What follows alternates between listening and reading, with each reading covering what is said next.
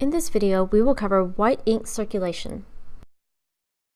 When you have a garment that has an issue where the white ink seems to be dull and it has nothing to do with the pretreatment amount, then you may need to perform a white ink circulation.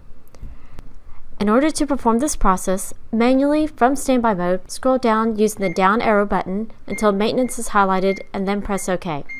White ink circulation should be highlighted at the top of the list already. Press OK to select the option and then press OK one more time to confirm you want to start this process. A timer and status bar will appear on the panel giving you the amount of time the circulation process will take. The process in this video has been sped up for demonstration purposes only. The time this takes may vary depending on when the last circulation was, as well if the printer had been powered off and how long it has remained powered off. In the event the circulation has been performed recently as part of the automated maintenance the printer performs, this will take around 6 minutes to complete. However, it could take up to 15 minutes.